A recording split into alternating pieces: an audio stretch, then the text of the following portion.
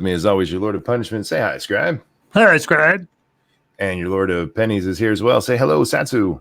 What up, though? I'm your Lord of Pain, and Satsu is really, really tired, y'all. Very much so. Before we get into the show at all, thank you, Point Curation, who says Trudeau is a national embarrassment. And thank you, Point Curation, who says Scribe is Kang. Apparently so, or at least Kang Scribe. Kang Scribe. Scribe Kang. Scribe Kang. Kang Light. How's everybody doing? I know you're tired, Satsu. How you doing, Scribbles? I is Kang, yo. Not really. No, I'm about as white as Wonder Bread. I am okay. Work was busy, but not too stressful. I found out that the stressful stuff will start Monday, where I'll be doing long hours of tedious but necessary work, staring at a screen and correcting files and things.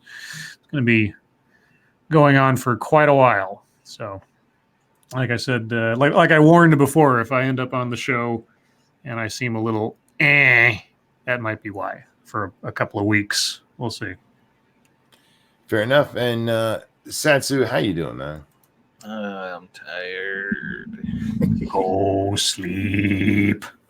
I had a long day, and Squeetus was she was behaving so well last night and throughout the day, just sleeping on schedule, waking up right around the time it's time for her to eat and everything, and for whatever reason, the times when she was asleep, like even though I knew I could use that opportunity to sleep, like I couldn't. I don't know. Like I was tired. I just any moment I felt myself dozing off, I like woke up in a panic, like, oh God, I can't fall asleep. Because I felt like I needed to be up and alert.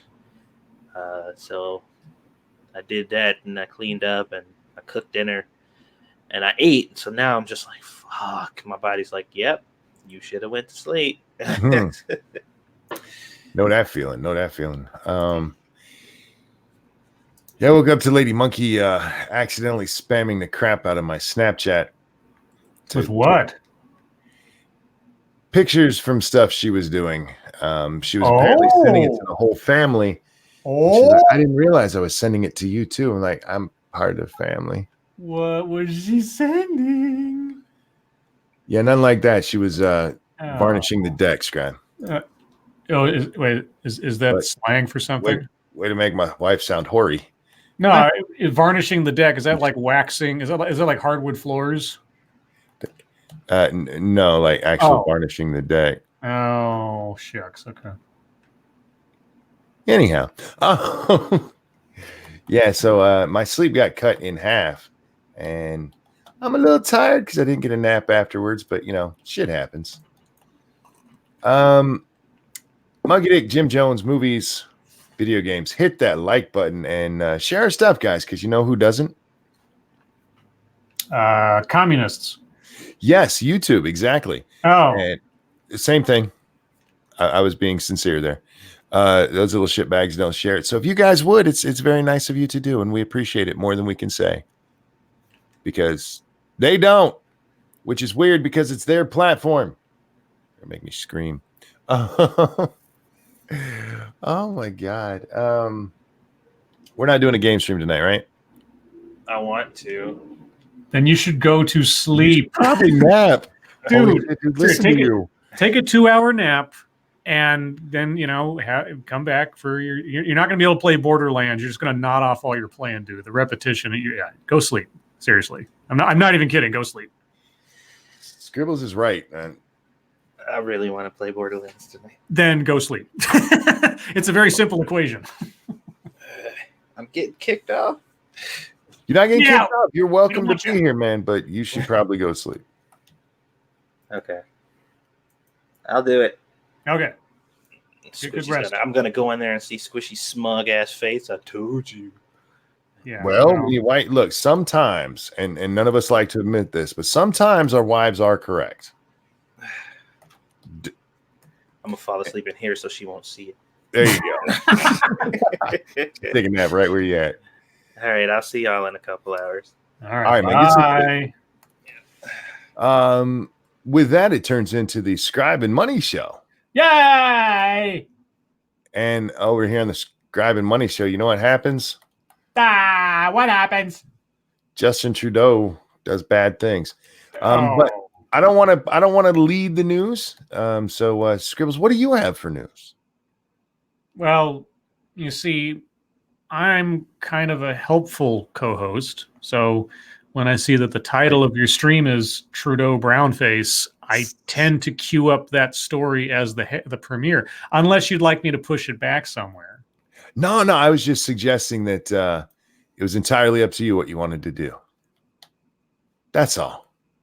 I don't feel I have that freedom, but okay. Justin Trudeau campaign hit with brownface photo.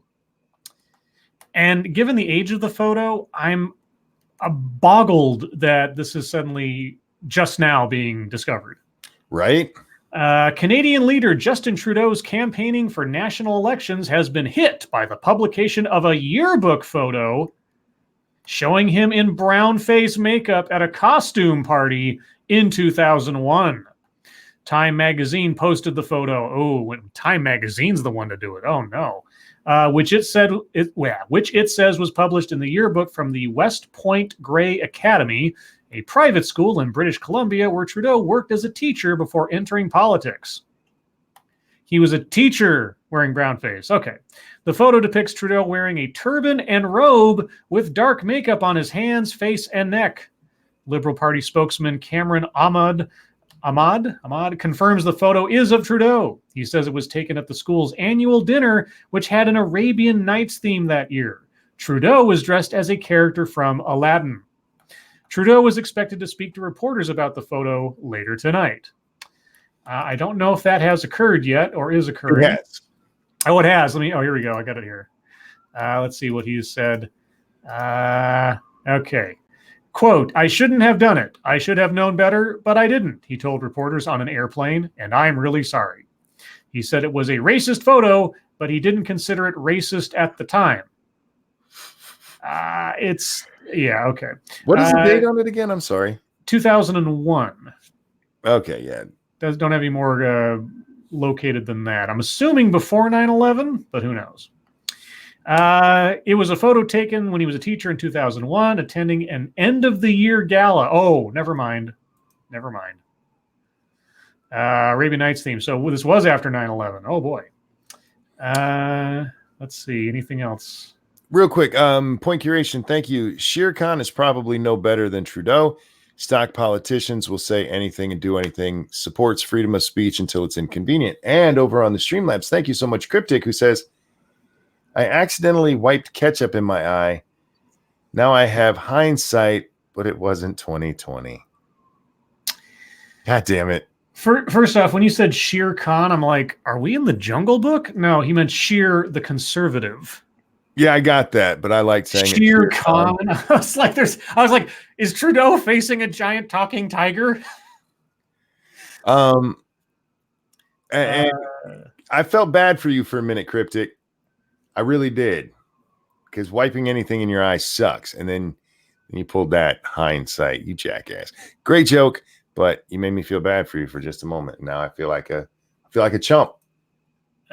Let's see. Quote, "I stand here before Canadians, as I will throughout this campaign, and talk about the work we have to do to make a better country together," he said. "And I am going to continue to stay focused on that and continue to work to fight intolerance and discrimination, even though obviously I made a mistake in the past." The leader of the Green Party, Elizabeth May, said she was, quote, "deeply shocked by the racism shown in the photograph." And yeah, I don't know. Like so many other things, I just. There's more. Quote, "He must apologize for the harm done and commit to learning and appreciating the requirement to model social justice leadership at all levels of government. In this matter, he has failed." Two things. I want to point out that I've repeatedly been told social justice is only something that happens on college campuses. Mm-hmm. And two, the timing of this, man. There's no way this photo was not known about when he was elected last time. Yeah, published in a yearbook from 2001, and it's Justin Trudeau, one of the most high-profile world leaders, at least this side of the hemisphere.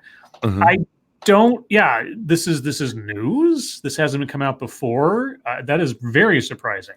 But okay, taking a step back, is this something horrible? No. Yeah. But now, of course, it puts all doubt into his whole, equality and shows social justice and da. How does he apologize for this? Excuse me, I'm so sorry. Do you need a nap too? No. It's just sometimes I get a little yawny, and I don't know why. Ooh, you mean the pianist? Yes. He looks like a magician. Was he a pianist? I thought he was wasn't he the one that did the pan flute? No, that was Zamfir. Zamfir. Okay, yeah. Zamfir was the pan flute. Oh, Zamfir. But no, Yanni was the piano player, and Beavis and Butthead said he looked like a magician. And he did. They're not wrong. He really did. He looked like a little like what's his name? I suddenly forget. But anyway, go ahead. And yeah, we've now been off on Yanni for a minute. This is what happens on the Scribe and Money Show. This is what you get. I think he's hoping, and maybe they brought it up themselves, hoping that him just coming out and talking to the press would be enough. I don't know if it is in this modern era of ours. Cryptic, thank you so much. It's Canada. Nobody cares. A wet blanket is better. Yeah, I don't know if Trudeau's base is suddenly going to run away from him over this. But then I don't know Canadian politics that well, so maybe they're sensitive enough to say, "Oh my God, now I'm going to go vote for a completely different party." Yeah, I don't see them, suddenly going conservative for the people we're talking about, because we're talking about liberals, pretty Canadian liberals at that. Point Curation, thank you so much. Singh, NDP, believes that presumption of innocence is strictly a courtroom concept. I think this guy is dangerous. I think that's dangerous as well. Doug Henning, I am told, is what he looked like. And you guys are right. I couldn't remember his name, Doug Henning. Jay Wolf and Mr. Bones, thank you. Gotcha. That's the magician we were talking about. Yes. Yeah. Again, I'm stuck at why did this come out now? Well, I thought you said a second ago you thought that they leaked it intentionally. Well, that's kind of where I'm leaning, but I don't see the gain because you said this came out in time, right? Yeah. Well, I mean, and the other thing too, if the Trudeau campaign was trying to do a preemptive strike by leaking this themselves, they would have had a much better response on his part ready, rather than just like, I made a mistake. Right. So I don't understand exactly what's going on here, and that's not me dodging any opinions or anything. I really don't. I don't get enough of Canadian politics to know what's going on there. Yeah. I don't know how he apologizes or if he could. Yeah, in chat they're telling us there's just over a month, 33 days left till their federal election. And I know there's been talk about issues with Trudeau already. Mm-hmm. And I don't know if this is somebody just trying to take the death blow to him. Or like you said, maybe it is them trying to get ahead of the curve. But like you said, they should have had a much better response. Yeah, it puts him on his heels on his whole feminist progressive agenda stuff, and puts a big question mark over that. But again, like I say, I don't know what were Trudeau's numbers a month ago. Is he likely to win by the current polling? Does this somehow take him down to the point where the other side's going to? I don't know. I mean, Canadian politics. I would need some expert there, like Point or Pink Hollow or somebody else, to tell us what the wins are looking like as far as that goes. Yeah, it's just, to me, the weird timing of this is the oddest part of this is there's no way nobody knew about this 4 years ago. Yeah, no fucking way. All right. Well, moving on from that, unless or until something else comes up. Hey, you like wars and rumors of wars? Oh yeah, they're my favorite.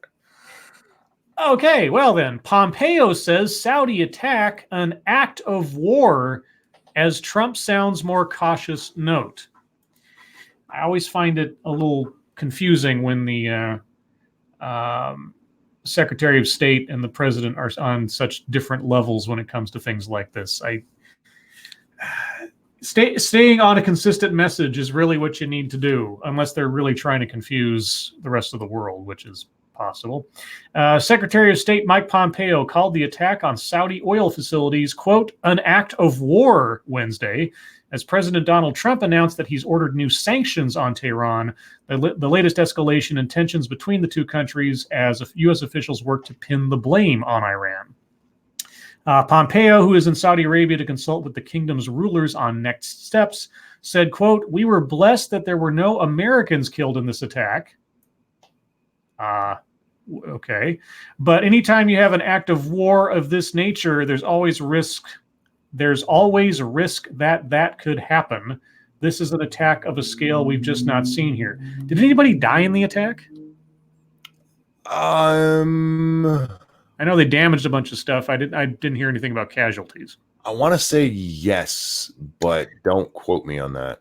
Yeah, well, if someone was killed, and now Pompeo's saying, we're blessed that there were no Americans killed in this attack. I don't know if setting yourself above your allies by nationality in a situation like this is necessarily the best diplomatic move. If lives were lost, but that's just me. What do I know?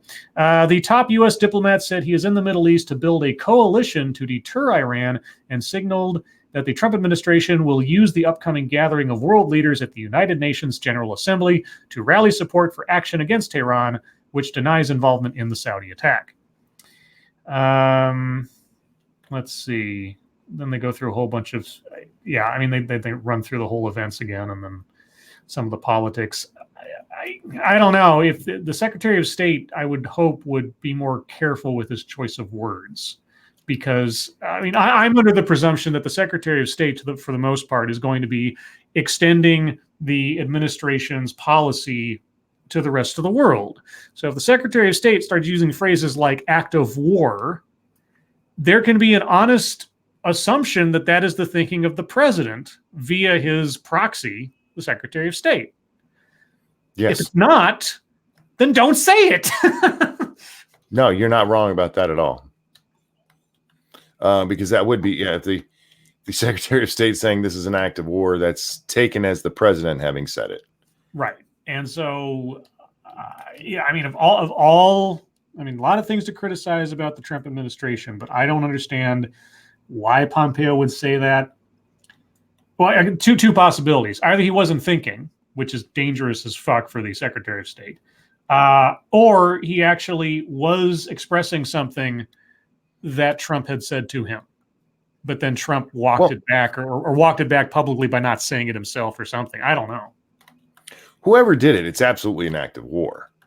I get what you're saying there, but I don't know how much liability, that opens up to, because I don't think anybody would suggest openly attacking a site like that wouldn't be an act of war. You know what I mean? Well, no, okay. It's not that the act itself couldn't constitute that, but given Pompeo's rhetoric at pinning it on Iran and using the phrase an act of war, and coming from the Secretary of State of America, it is tacitly, and I know I'm not a legal expert here, but it's tacitly saying that we've decided Iran has committed an act of war on our ally, and therefore the dominoes fall pretty quick in logic from there. Anyway, I just think it's very reckless on his part. I don't want to say contention. Your worry there is that they specifically name it as Iran being the one behind it. My worry there is that Pompeo is telling stories out of school before anything officially is done. If they know Iran did it and they want to declare an act of war, then that means something in the grand scheme of things. If the president says that was an act of war on one of our allies, a lot of things start happening very quickly. and escalations are out the window. I'm not saying that if they have proof and everything else and Trump wants to pursue a military direction, okay. I mean, that's his prerogative. I'm just concerned that the Secretary of State would be so loose with his language in such a delicate and sensitive situation as this before there's actually a showing of proof against Iran. You know what I mean? Fair enough. Yeah. Yeah. That's my thing. Anyway, so that happened. Apparently the chat wants you to have Polly on. Is Polly here? Oh, there's Polly. Polly, you want to come hang out? I mean, Polly has a stream right after this. It's actually supposed to start in the middle of this, but he's never on time anyway. So, Polly, you want to come hang out? I absolutely have Polly on if he wants to come hang out. Let's see. Well, I've got what is going on today? There's like some serious shit happening outside your house. Well, like I said, I live within walking distance of a fire department and a highway patrol station. So if there's a fire on or an emergency, you're gonna have sirens. If somebody speeds down the freeway, you're gonna have sirens. I don't know. This just seems to be the time of day for it. I never hear sirens like this any other part of the day.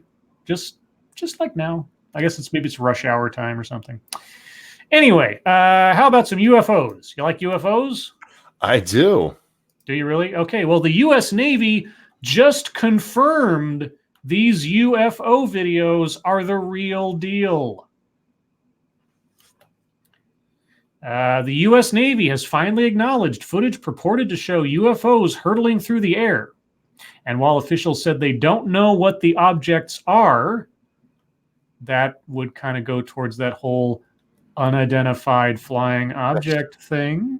That's the U in the UFO. Yeah, they're not indulging any hints either. Well, if they don't know, then they don't have any hints to give, unless they're lying, I guess.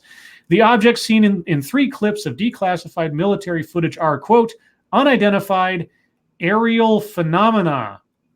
Navy spokesman Joe Gradisher confirmed to CNN.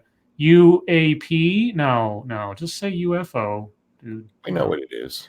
The clips released between December 2017 and March 2018 by To the Stars Academy of Arts and Sciences, appear to show fast-moving oblong objects captured by advanced infrared sensors. In footage from 2004, sensors lock on a target as it flies before it accelerates out of the left side of the frame too quickly for the sensors to relocate it. 2 of the videos, both from 2015, contain audio from U.S. fighter pilots attempting to make sense of what they're seeing. Quote, "It's a fucking drone, bro," a pilot says to his colleague in the first clip. "My gosh, they're all going against the wind. Look at that thing, dude." Gradisher said the Navy's transparency about unidentified aerial phenomena, or UAP, is largely done to encourage trainees to report incursions they spot in the airfield, which threatens pilot safety. Quote, "This is all about frequent incursions into our training ranges by UAPs," he said. "These incursions present a safety hazard to the safe flight of our aviators and the security of our operations." So they're not saying that they're from another planet. They don't know what they are, they say. They're not saying it's aliens, but it's aliens. Yeah. Aliens. The guy from History Channel. Aliens. Yeah, well, I mean, it's interesting. Usually they give some kind of explanation, like the Phoenix Lights. They said, oh, it was flares being dropped from planes and stuff. That somehow weather balloon, man. Yeah, weather balloons. In this instance, they didn't give any crazy explanations. They said, we don't know. Like, okay, maybe we should try and know if there are unidentified things flying around in our airspace. Just saying. And lastly, as far as I've got it, it's our favorite friend at CNN, Chris Eliza. What's Chris up to today? Well, real quick, Fritz, thank you. These bitches confirm UFOs just 2 days before the raid goes down. Oh, that's right. Oh, and a couple of guys were actually arrested outside of Area 51 the other day. They were a guy. I read the story. They're visiting from the Netherlands, I think, or Sweden or something. Tourists, and they were trying to videotape Area 51, and they got arrested. Well, that's a secret government place. You're lucky you didn't get shot. Exactly. They're lucky they're still alive. Anyway, Chris has this to say: how the Corey Lewandowski circus makes impeachment even less likely. So Chris is doing what we did last night, basically. Yeah. Impeaching Donald Trump has always been a long shot, but never more so than after the debacle that was the House Judiciary Committee hearing featuring Corey Lewandowski on Tuesday. From the start, the hearing, which was the first conducted under the rules of an impeachment investigation, was everything people hate about politics. Lewandowski, who ran President Donald Trump's 2016 campaign for a time, was a decidedly hostile witness. Chairman Jerry Nadler, Democrat of New York, seemed flummoxed by Lewandowski's intransigence. The proceedings were stopped while someone provided Lewandowski a copy of the Mueller report. Ranking member Doug Collins of Georgia claimed that there were serious ethics breaches occurring in Nadler's use of more than 5 minutes to question the witness. Representative Hank Johnson, Democrat of Georgia, compared Lewandowski to a fish being gutted with a spoon. He did. Have you ever heard that phrase? I don't think I've heard the phrase. I could see how it could work in some instance. In this context, I don't understand what he means. A fish being gutted with a spoon. Yeah, I'm not sure what it means either. And isn't that something you say to somebody you're like empathetic with, like you're being hurt or tortured or something? I'm not sure, but just remember, this is the guy who thought Guam was going to capsize. Oh, is it that guy? It's him, yeah. Oh, Hank Johnson? Oh, okay, good. All right, that makes more sense then. In that it makes no sense. It was a mess, a circus, undignified, unwatchable. I don't know about unwatchable. There's some funny parts. Parentheses, I get paid to watch, so I watch. Wait, you get paid to watch TV? Go away. Just go away.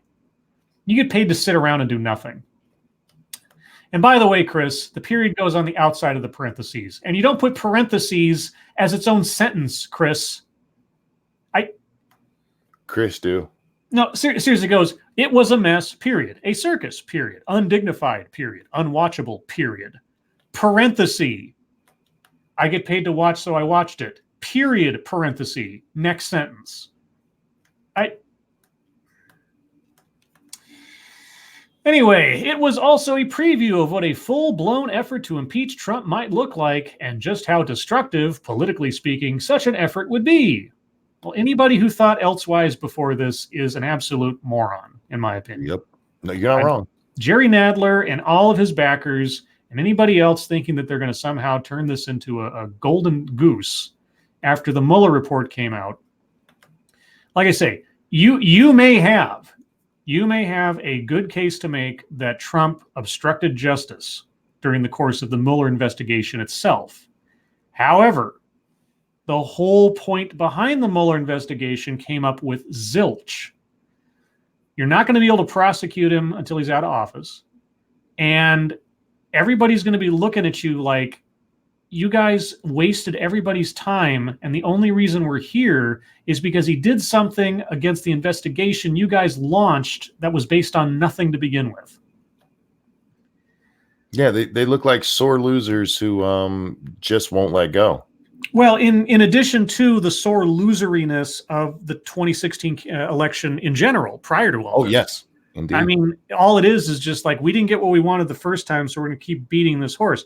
Now, again, I'm not going to dispute that everything that I heard showed a whole lot of shady shit going on during the investigation by Trump to try to get his people to do things, to try to either derail the investigation or to influence witnesses, everything else. He might be in violation of the law. It's true.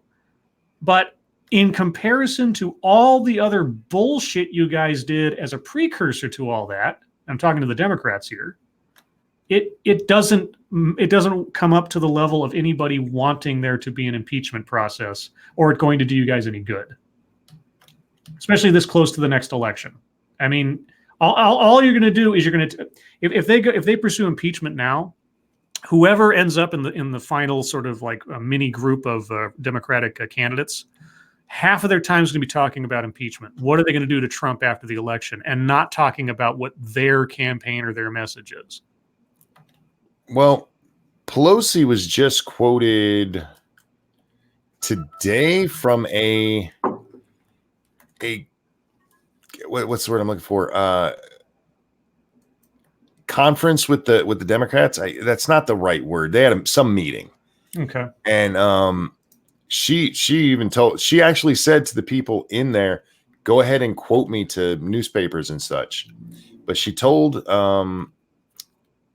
Nadler, especially Nadler, that what he's doing is he is setting Donald Trump up for another win, because if impeachment, even if they take it all the way to the House, they do not have the votes for it. Right. Which gives Donald Trump the ability to say, I was vindicated again. Yep. Nancy is a smarter politician than you guys are. Stop it. Yeah, and I was just listening to the radio this morning. They were talking about the Lewandowski thing again and everything. And I think about all of the elected officials who are just driving this, and also think about all the time and effort they and their staffers are spending on this when they could actually be doing something productive. And again, I'm not saying that pursuing impeachment, ethically speaking or principally speaking, is inherently wrong. If you truly believe that you have someone in the office who has done something illegal and worthy of it. I mean, if you're going to stand by your principle, okay, stand by your principle. But when everything tells you that this is nothing more than a symbolic crusade that will go nowhere, I mean, stand on your principles and say, I would have voted for impeachment, but let me go back to actually doing my job as a representative for my constituents, because I'm not serving them by doing this in any way, shape, or form. That's the part where they do run into some trouble, because some of them, like Nadler, absolutely ran on, we're going to impeach this guy. Oh, well, okay, that's true. So Nadler put himself in a very bad spot here because of that. Yeah. That's not Nancy Pelosi's problem. And as the head of the Democrats right now, she needs to get these guys under control. And if she doesn't, they're going to keep pushing this stuff. And despite what the media came to say after this hearing yesterday, the Congress didn't come off looking good in this thing. No. He clowned on them the whole goddamn time. I heard some clips this morning where I think it was Sheila Jackson Lee was talking to him. And he was like, well, if you want to sit up there and have a conversation with yourself, I'm fine with that. I was just like, holy shit. Well, let's see. He at the end of that, Nadler told Lewandowski that he would give him some time to respond to the question. He's like, I didn't hear a question. Yeah. And Sheila goes, well, I'll repeat the question. I didn't hear a question. I heard a bunch of ranting, which is true. If you listen to what she said, there wasn't a question there. And then this motherfucker to Swalwell's face called him President Swalwell. Oh my God. Now, look, you don't have to like Lewandowski and all that, but this did not go well for the Democrats. It didn't. He was probably the worst opening salvo they could have chosen. The only one worse would have been Miller. And I don't think he's involved in this, because Miller's just as bad when it comes to fucking with Congress people. Which Miller? What's his name? The little male pattern baldness guy. I can't remember his last name. Wait, his last? Oh, okay. I don't know. Miller. I do know. I thought you said Mueller for a second. I was I can see his face, and I'm sorry, I can't think of his name. Okay. But yeah, he was one of Trump's main guys. Okay. Well, anyway, I'm not going to read any more Chris, because we've already basically done his job for him last night and now. So we can move on to MSS News. Absolutely. Now, the only other thing I would say about that, guys, if you haven't watched that, Stephen Miller, thank you, Jay. Yes, Stephen fucking Miller. He clowns on those guys. If you haven't watched the Lewandowski thing, take a few minutes and watch how your government works. But with that, yeah, guys, we'll move on to. I'm sorry, when we get into these kind of things, I get a little happy because it was so funny. Yes, because not only did he come out, and Lewandowski yesterday came out during the break that they had, announced basically he's running for the Senate. But he also found ways to plug his book during the testimony. He was just up there fucking with these guys the whole time. Anyway, guys, if you have a story you'd like us to read, hit us up at the hashtag over on the Twitter machine. That is hashtag MSS News. Make sure you only use 2 S's because I tried to send something in once and I did 3 S's and it just didn't go through. It is MSS News on the Twitter machine. We can't get to them all. But that's just because I use too many S's. Scribe? Harry S. Truman. Harry SSSS Truman. I didn't know he was a Nazi. Okay, moving on. This one comes from Quinn Harrison.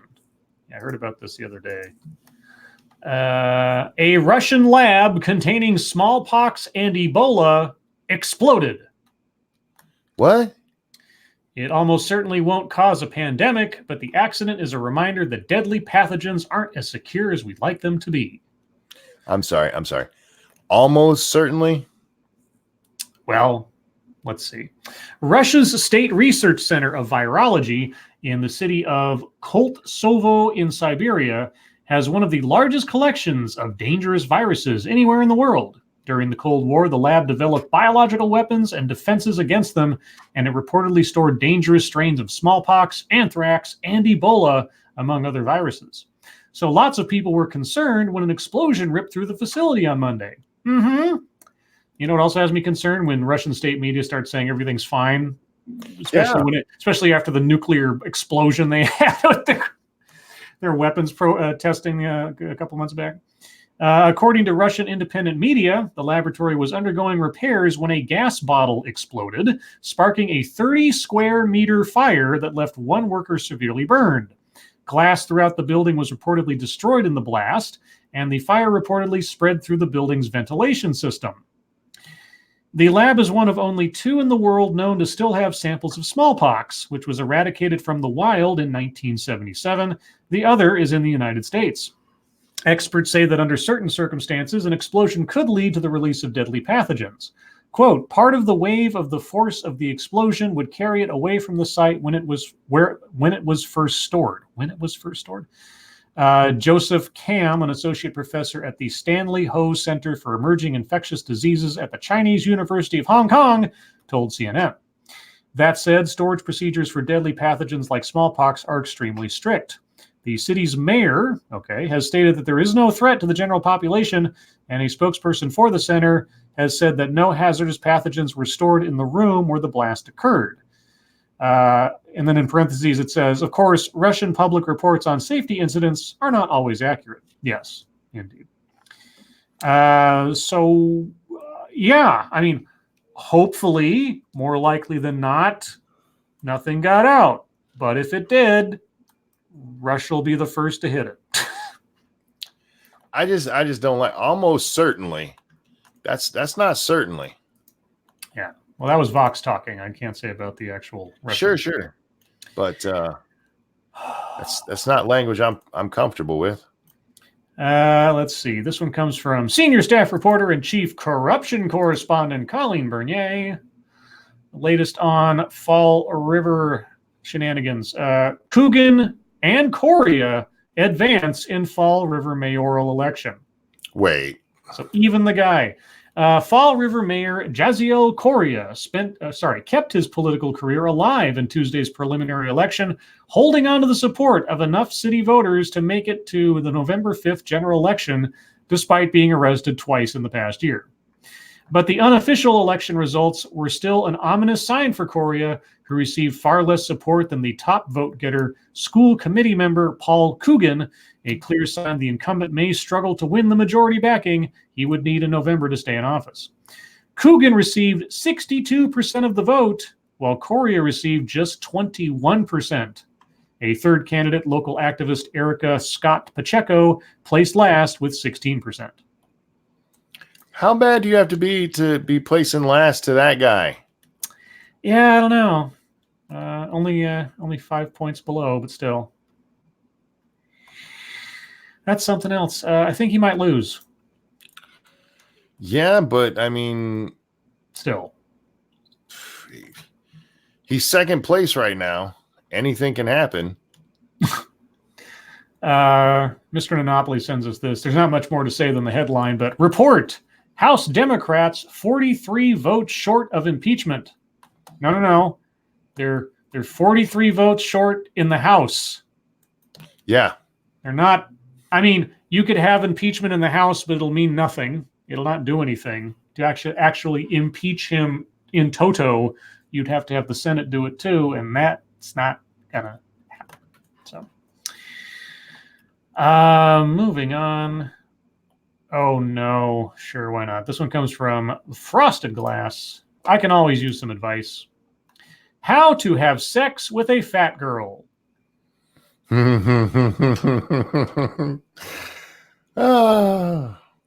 This is from Vice.com. It originally appeared in Vice UK. Who is this by before I start reading? This is by Gina Tonic. That sounds like a fucking roller derby code name. That sounds like gin and tonic, but yes, that's I think that's the joke. Is this a real person or is this some bullshit? Gina Tonic. No, at least 3 stories for Vice. I assume that is it's either a nom de plume or she legally changed her name to try to be cool. It's a girl though, huh? Okay. The first few times I fucked as a fat girl. Well, that rates right up there with certain opening lines from classic novels like Call Me Ishmael, or The Sky Over the Harbor was the color of television tuned to a dead channel or something. Can't get better than that. I exclusively wore my boyfriend's Superman hoodie to hide my body.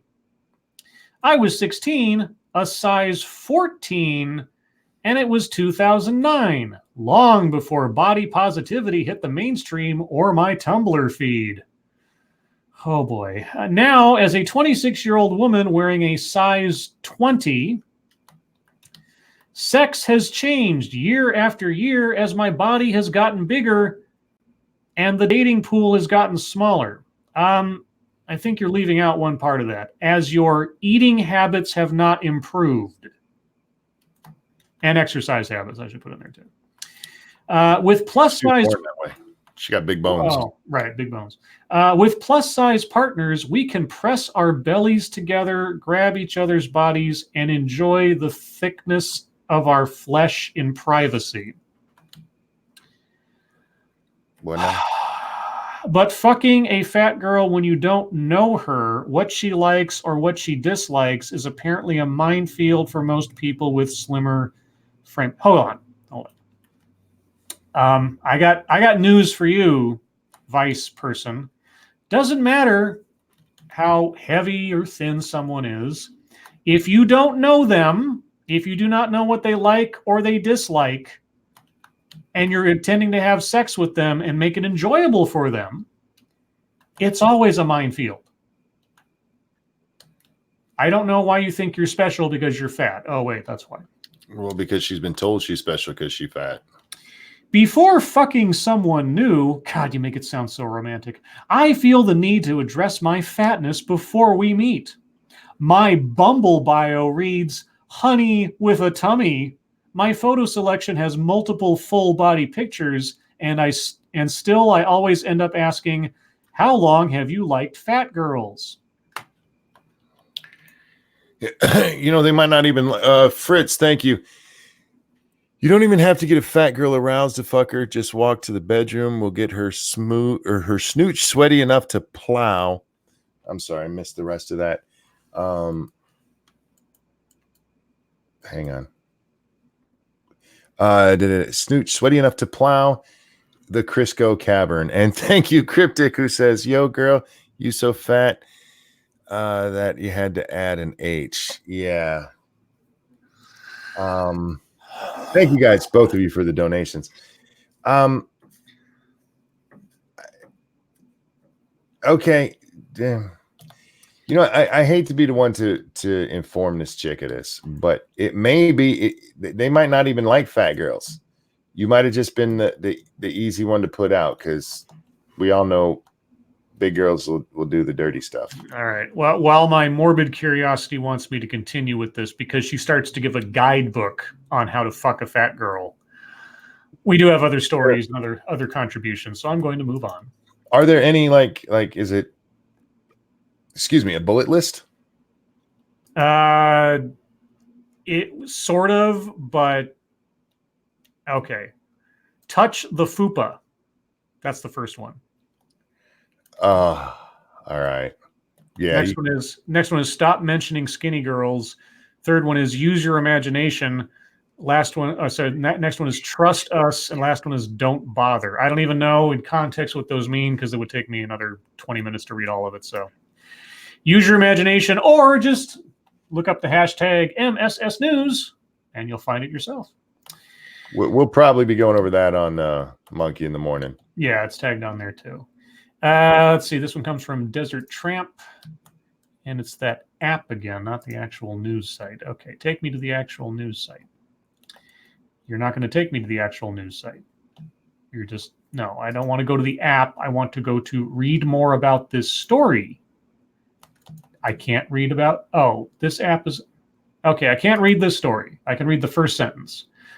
Jimmy Carter wants an age limit for the presidency, and he may have a point. And now the screen has gone half. Okay, something is wrong with this Newsbreak app site or whatever, Desert Tramp. I apologize, but I can't read that story. Even though it says it's from CNN, it won't take me to the CNN story, so I'll see if I can find it later. Let's see, we talked about that yesterday. Okay, this one comes from Massive Dynamics. This sounds all sorts of healthy. Pennsylvania man dropped explosives on ex-girlfriend's property from a drone. Well then.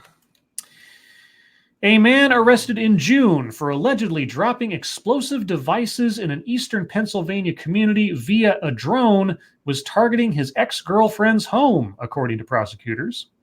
Jason Muzzicato, 44, was taken into custody in Washington Township in Northampton County by the FBI and local authorities after he was linked to the explosions. Evidence at his home and business, Bangor Motor Works, tied him to several explosions in the township since March. While his motive was initially unclear, ex-girlfriend, I can only imagine.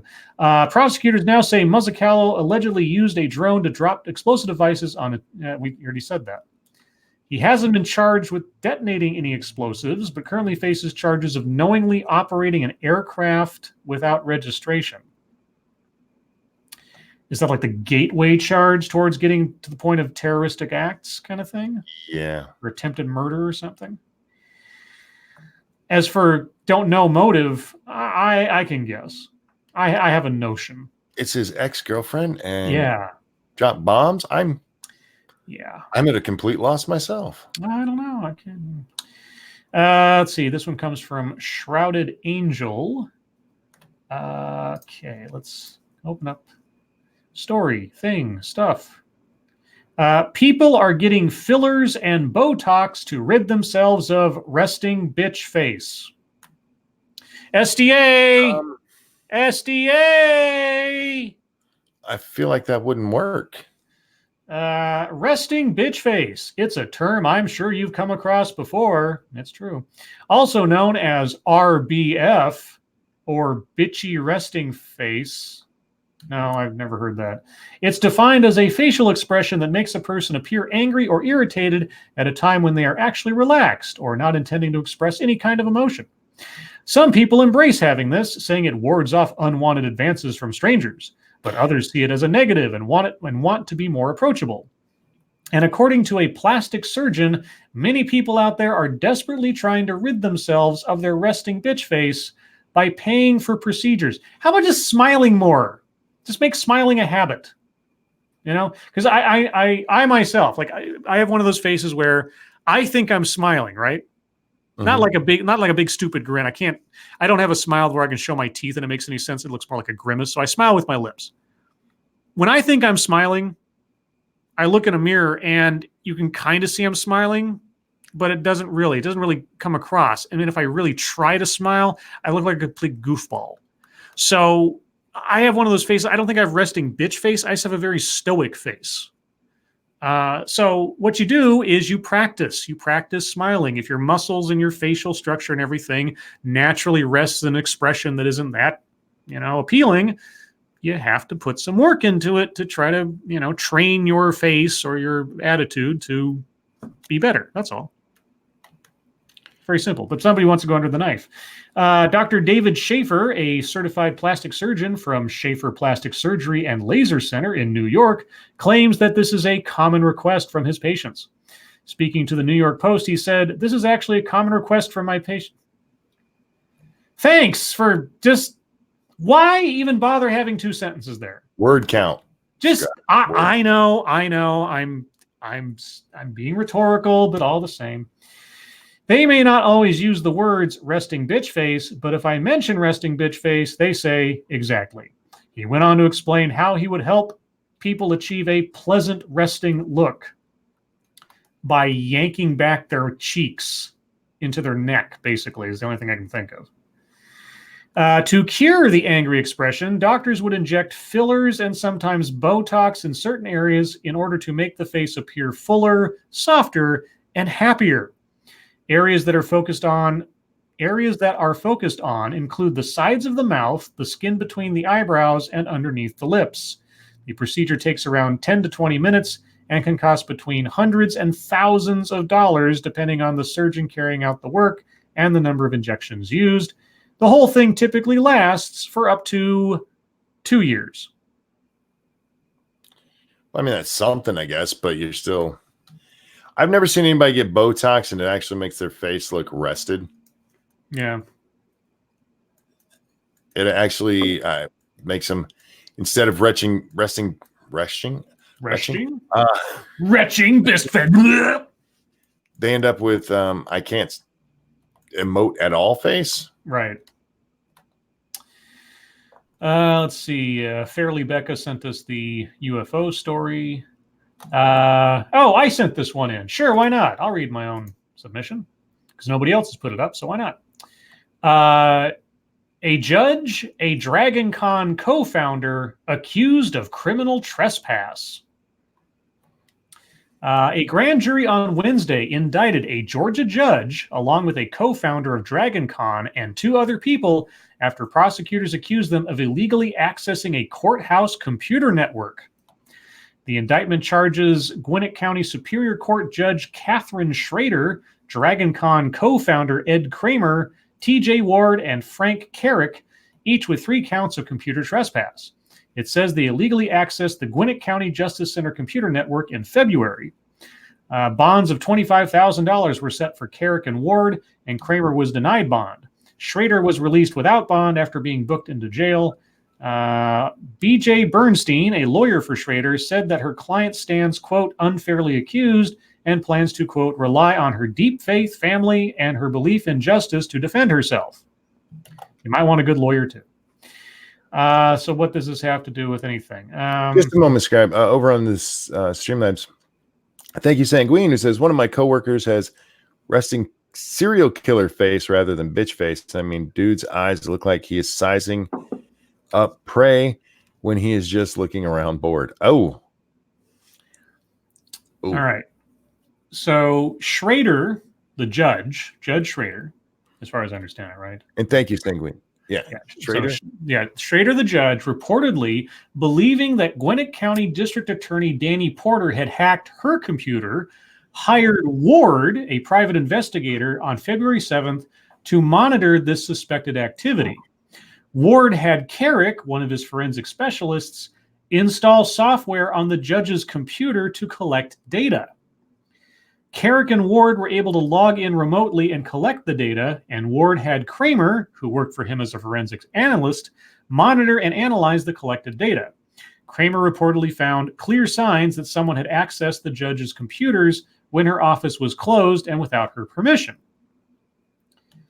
And let me guess, not even the judge was allowed to authorize any of that. Is that the deal? Kramer was working on a more detailed analysis for Schrader to bring to federal authorities when he was arrested in late February and accused of photographing a minor without parental consent, which is illegal for sex offenders. Kramer had to register as a sex offender after a 2013 conviction on charges of child molestation. Okay.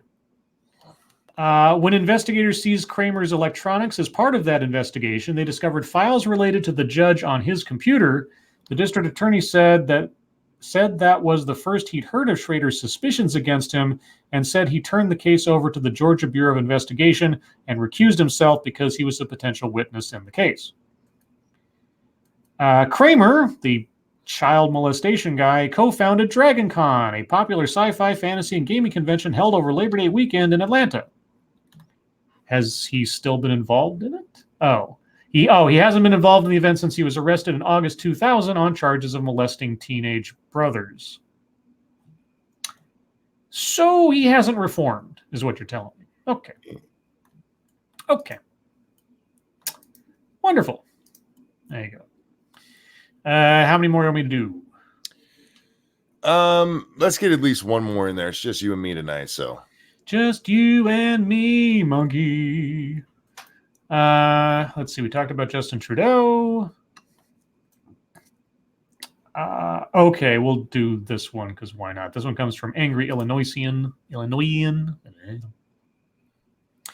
Amish man and teen drinking in horse and buggy run after police pull them over. An Amish man and teen drinking beer while riding in the back of a horse and buggy equipped with a stereo system. That seems wrong. I don't know if that's Amish. I could be mistaken. Ran off after Ohio police pulled them over Sunday. The deputy with the Trumbull County Sheriff's Office wrote in a report that the people riding in the buggy bolted after he stopped them in Bloomfield Township at about 1 a.m. as the horse kept going down the road.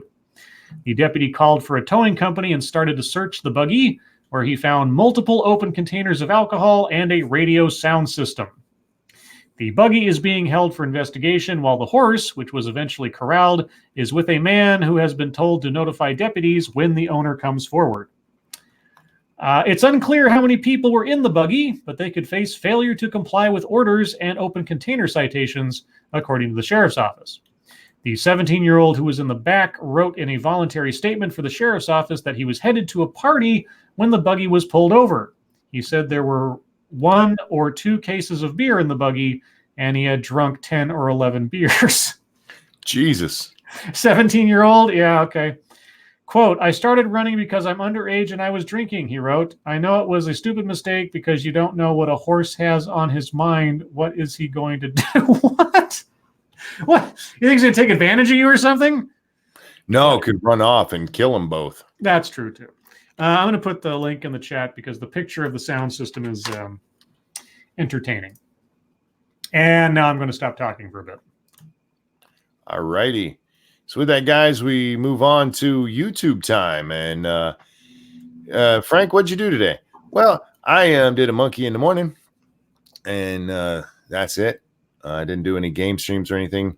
There's no game stream last night. So, Scribe, what'd you do today? When I got home, I did a little live stream. I found an article today in the Washington Post of all things, and I was able to actually download a PDF copy of it because it apparently was one of my free articles for the month. It was about who gets reparations, essentially was the subject of the article. And what it did, it was covering I want to say it was a professor who he and a team of people were trying to figure out the best way that if reparations were approved tomorrow, let's say, how would you determine who gets the money? And he had this, the article talked about this one doctor whose proposal is, as you, me, and Satsu have talked about before, you would have to conceivably genetically test everyone seeking reparations to verify that they actually descended from a slave. Mm-hmm. And that seemed to be the long and the short of that guy's argument.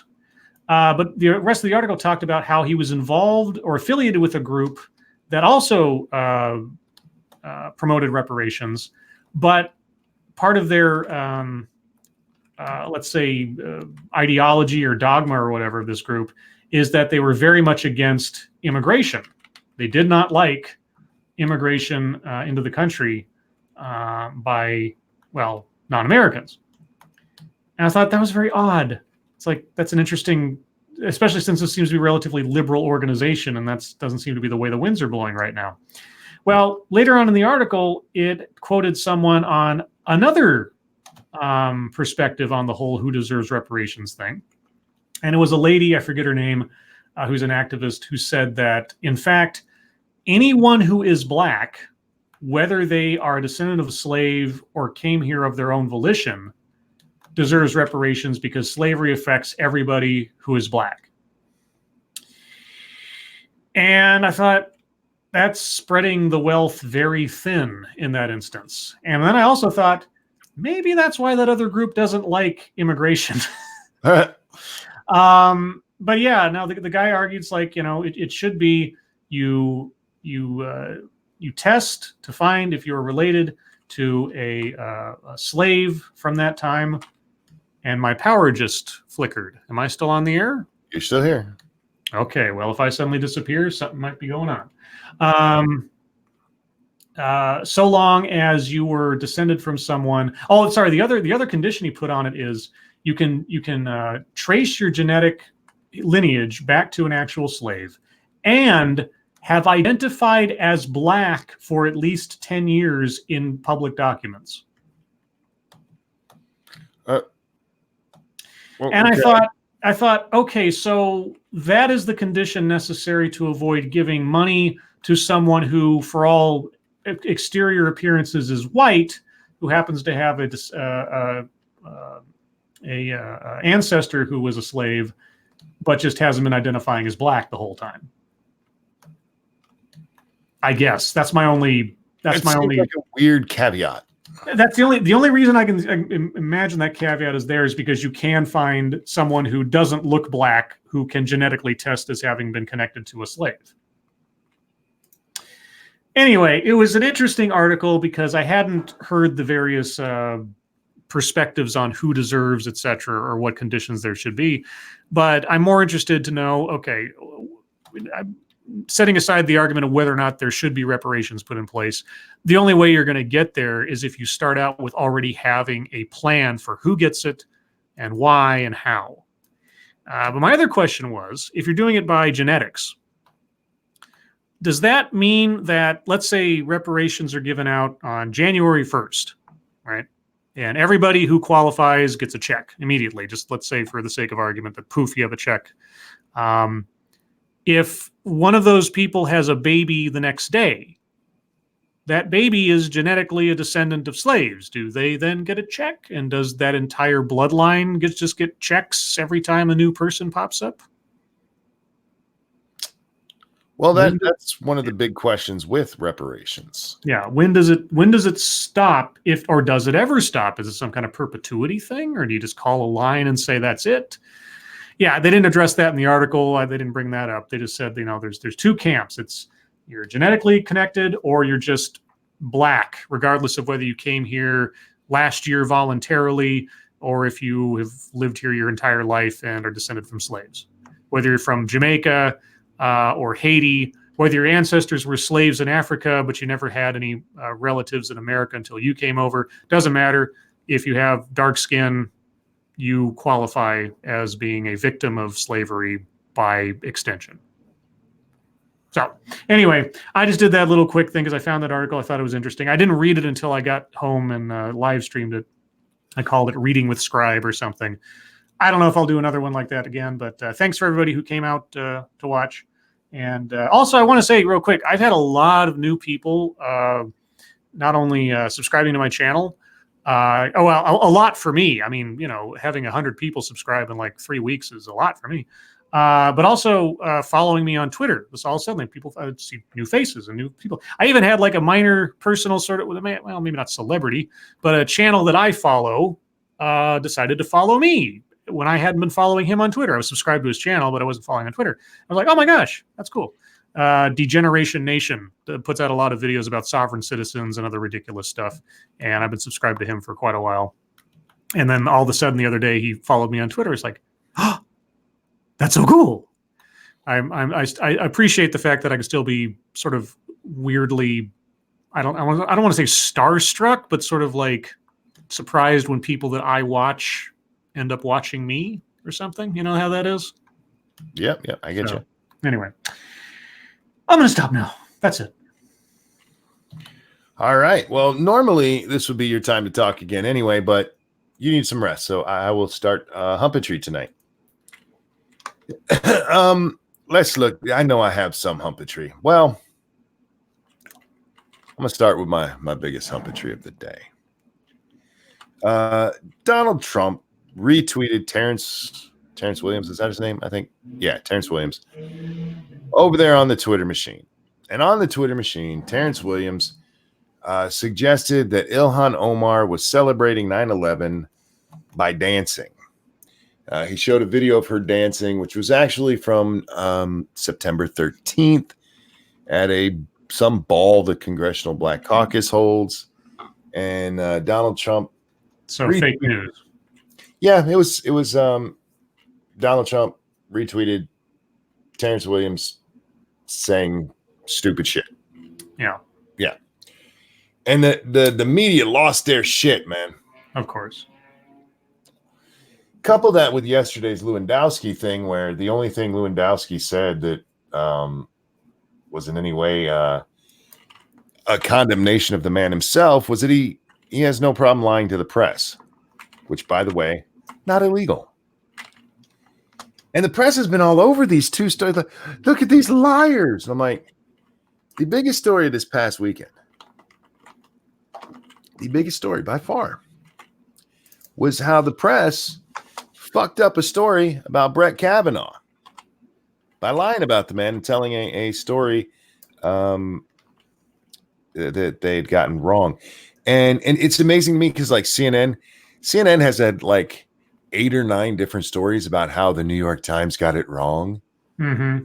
Like, what the fuck do you mean? You got it wrong. You reported the same thing. You reported the same damn thing. But now they're like, oh, suddenly they spot lies from a mile away. And look, I'm not excusing what Trump did. Trump, and Terrence in this case, they put out fake news, the shit they whine about all the time. But to see the press just losing their shit about lying 2 days after they were caught lying is just kind of funny to me. Mm-hmm. Like, Pot, we got to talk about this because you're as black as that kettle is. I'm just throwing that out there. Now, the second big one about Ilhan Omar. Well, first of all, before we go into Ilhan Omar has said that tweet from Trump, him retweeting what Terrence Williams had put out there, has put her life in danger, y'all. It's okay. This woman has told actual lies about the president before, and that's not putting his life in danger. But if you say anything bad about Ilhan Omar, you are putting her life in danger, y'all. Uh-huh. Which brings us to the other news about Ilhan Omar. Do you know who the Imam of Peace is? I've seen him on Twitter a couple of times. Well, there's a great video that I retweeted right before we went live from John Ward. If you guys don't watch John Ward, you should check him out. He can be a bit much to take in large doses, so watch a few videos at a time. But I enjoy his stuff. I really do. But he highlighted a story that's been breaking since last night. There's a tweet from Miss Ilhan Omar from Father's Day in, I want to say it was 2013, where she says that she has the best father ever and names her father as the same father as the man everybody suspects is her brother that she married. Oh, Lord. Yep. So look for the media to completely ignore that. But yeah, that tweet, by the way, as soon as it started getting retweeted, her Happy Father's Day to her father from 2013 with his name disappeared. Oh, Jesus. Immediately disappeared. Yeah. Right? Huh. Seems like brother fucker there. Oh, I'm sorry. Ilhan Omar there might has something to hide. You think? Now she claims, because the surname is Nur Saeed. Yeah. She claims that is just a nickname. It just happens to be the same nickname as the surname of her husband, but it's a nickname, and nobody can find that as a nickname anywhere. It's supposed to mean something like my sweet or some shit like that, but if you actually look it up, there's no evidence it means that anywhere. So who knows?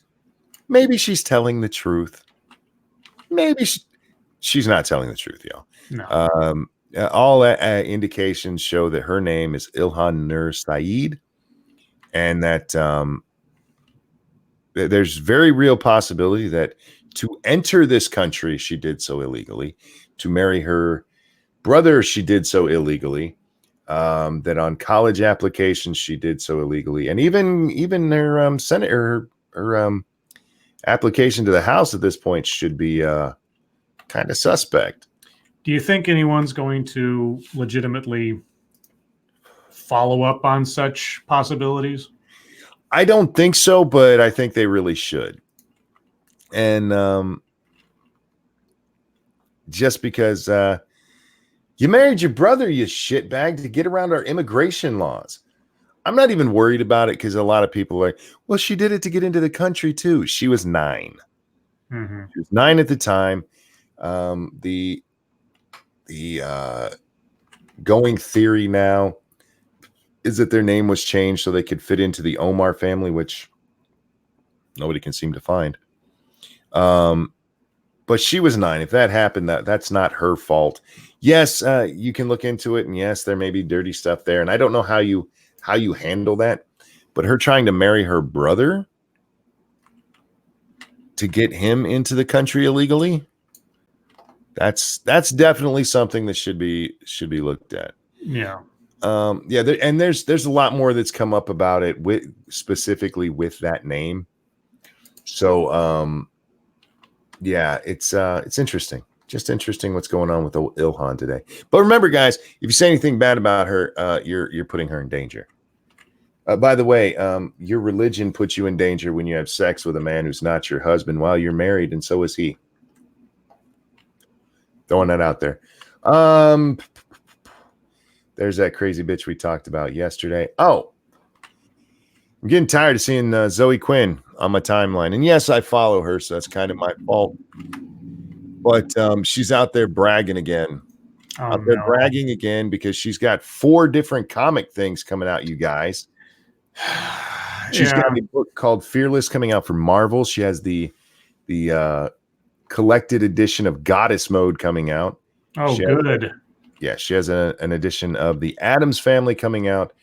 And of course, the aptly named The Infected Deathbringer coming out for DC. And it just struck me funny. It struck me funny that she retweeted this again today, considering we were just coming off the Shane Gillis thing. Because Shane Gillis got canceled by Saturday Night Live because he told some racially insensitive jokes. Yep. This woman lied about a man, and we know it's a lie now. We absolutely know it's a lie based on her own Twitter history. She lied about a man to suggest that he had sexually assaulted her. And immediately after that, he killed himself. And instead of being like, Zoe, look, we need to wait, a month or 2 on this. They're like, we're going to put out The Infected Deathbringer with her name on it. That's, man, if that's not the best marketing ever. Like, look, y'all, she actually brings death with her.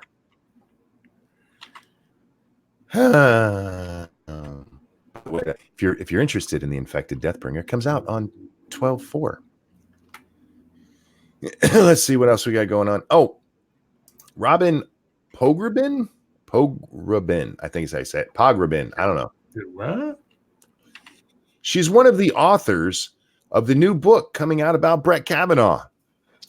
Oh, she's one of the authors of the what is it called? The Education of Brett Kavanaugh. Oh, right. Okay. Which is what all of these, what the Sunday New York Times story was about. Sorry. Analysis. It wasn't a news story, guys. And they kicked off the whole Kavanaugh thing again, where the media was lying.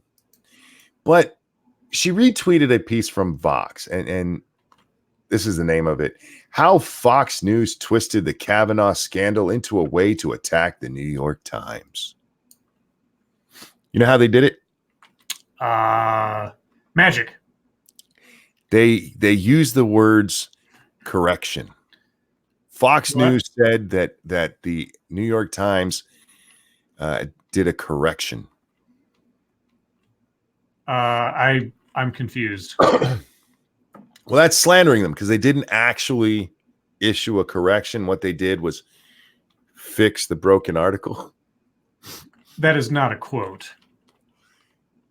What? That it's not? No, what did they say? They fixed the broken article? Is that what they said? No. Here, let me bring up the Vox article so I can help you. This is what here it is. But there's just one problem. The Times did not, in fact, quote, correct anything. To make a correction, a story indicates something was factually wrong. The newspaper did not acknowledge anything of this sort.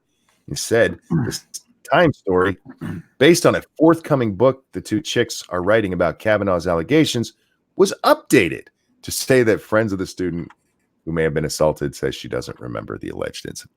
It was fixed. It wasn't corrected. Now, the funny part about it. This is splitting hairs much? Well, this gets even better because remember, I just told you one of the authors of that book retweeted this piece. You know who's used the term corrected to describe this very thing? That same woman. Oh my God. What does she have to say about that? I don't know if she's been asked about it again. But she used that same terminology when she was on. Was it when she was on on The View on Tuesday? Did you read it right before it went to print? Co-host Sonny Hostin asked. We thought we had, yeah. As soon as we realized this, we corrected it, and they wrote an editor's note and restored it. Didn't you realize it because Molly Hemingway made the correction? Co-host Megan McCain asked. I just want to know blankly. Can you understand why so many people think this might be a hatchet job? Megan, that's a good point, because the reason we did this book in the first place was this was such an incredibly polarizing event in our country's history. Notice she didn't correct her there. Yeah. She didn't say, hey, it wasn't a correction. What are you, Fox News? And by the way, she just used corrected in the previous answer. So it's just one of those wonderful things. Those damn assholes over at Fox News are trying to smear the New York Times by saying they corrected something they obviously fucking corrected. Yeah. Are you guys really splitting hairs like that? And the answer is yes. Yes, they are. I don't even know if that's a splitting of a hair. That's just being dishonest. Yeah, you're right. It's just outright dishonest. Well, you can make the case that they're splitting hairs there, because she didn't say she didn't do the same thing. No. She didn't say she wasn't smearing the New York Times as well. Right. Sure. Okay. So, I mean, yeah, that's where we fucking are in this place. Lacey Green got her YouTube channel suspended. Oh, I saw this. Lacey Green got her YouTube channel suspended for impersonating herself. Yeah, that's funny. I'm not making that up. Cryptic, thank you. The View? You mean the post-menopause show? Indeed. Yeah, Lacey Green got locked out of her YouTube account because they didn't believe it was her. And then when there was a manual review done, They upheld it. Manual review, you say?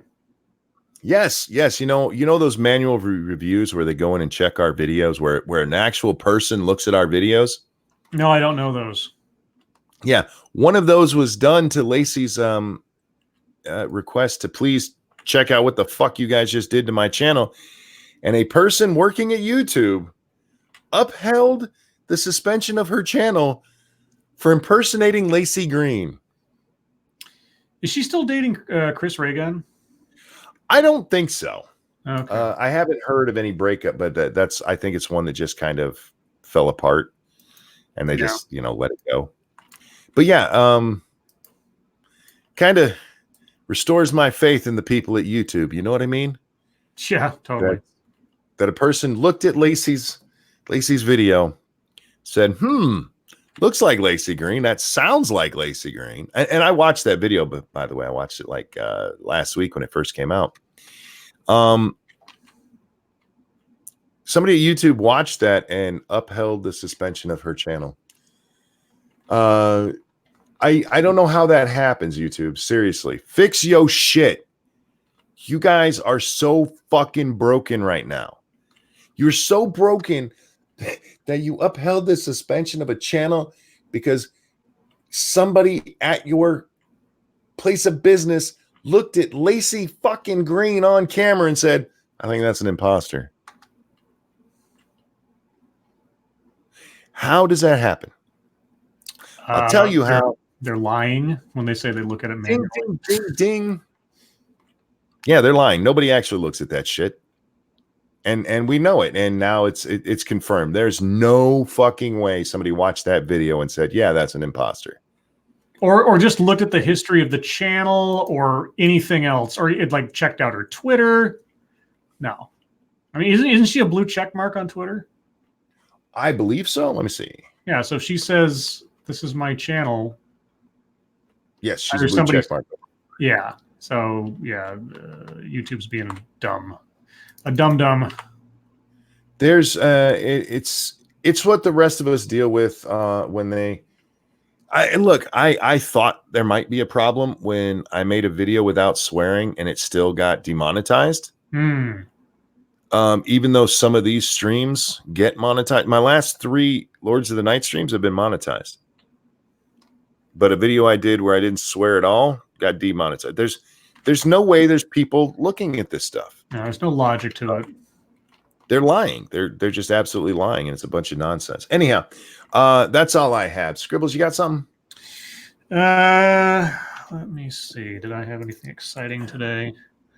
I don't know. It's hard to remember when everything's going a million miles an hour. Let's see. Talk about that. Oh my gosh, I think I talked about everything. Oh, there was a fashion brand sparks outrage for school shooting themed hoodies. I saw that. Yeah, so you have these hoodies that have sort of like, school like logos on them, and they say Sandy Hook and Columbine and Virginia Tech, and they also have bullet holes in them. I didn't know they had bullet holes in them. Oh yeah, no, they have pre-made bullet holes in them, in the hood and the chest, the whole 9 yards. And my first reaction was righteous activism, cynical opportunism. Well, whatever gets your name in the paper, I suppose. But my most popular tweet of the day comes from a article from the Union Seminary. Now, I don't know if this is a satire site or something, but either way, I just responded in kind. The tweet says from the Union Seminary, today in chapel, we confessed to plants. Together we held our grief, joy, regret, hope, guilt, and sorrow in prayer, offering them to the beings who sustain us, but whose gift we too often fail to honor. What do you confess to the plants in your life? Is that real? I don't know, but this was my response. I eat of thy fruit, write on thy flesh, and cover my pancakes in thy blood. O shrubbery, giver of life and comfort, I hail thee as I wipe my bottom with your bones.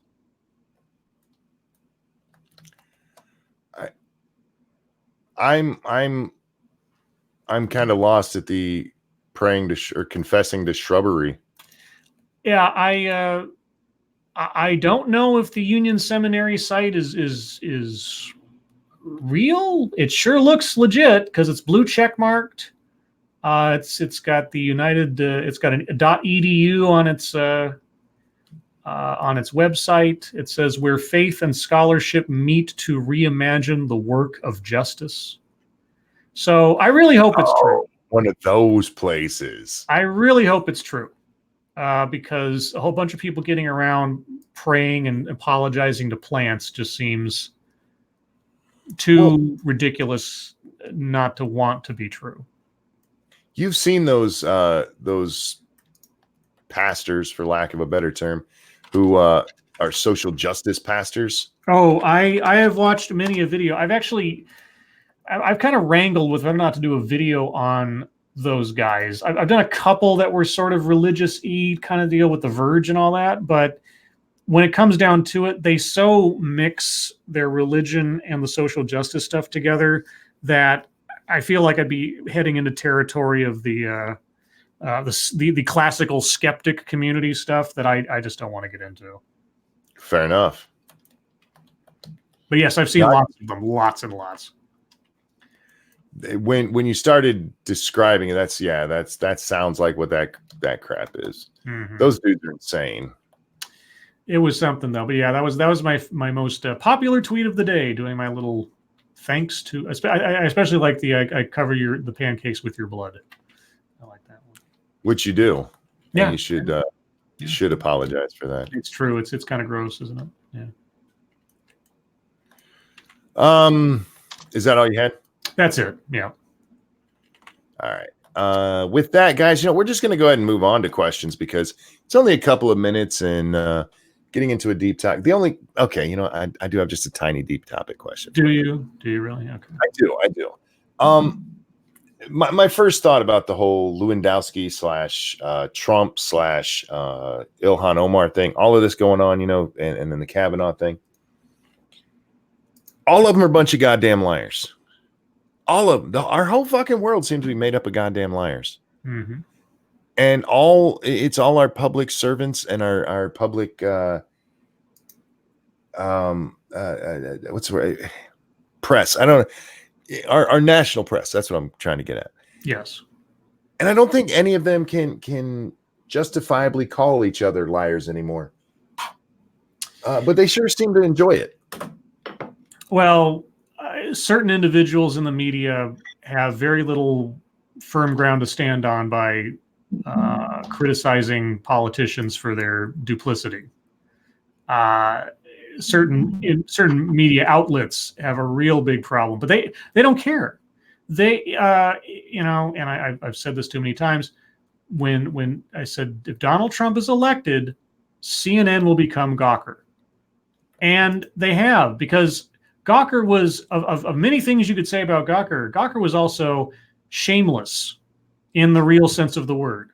CNN, Washington Post, New York Times, for all intents and purposes, they are shameless. They don't care anymore. As long as they get the clicks, as long as they get the attention for 5 seconds, they know as much as everybody else knows there will be something else within 36 hours to overtake the news cycle and make whatever they did just seem like whatever, and they're not wrong. That's the problem, is they're not wrong, because you can go from one when we talked about the latest at the New York Times, the Kavanaugh thing, and they mentioned here are the other things the New York Times fucked up in the last 3 years.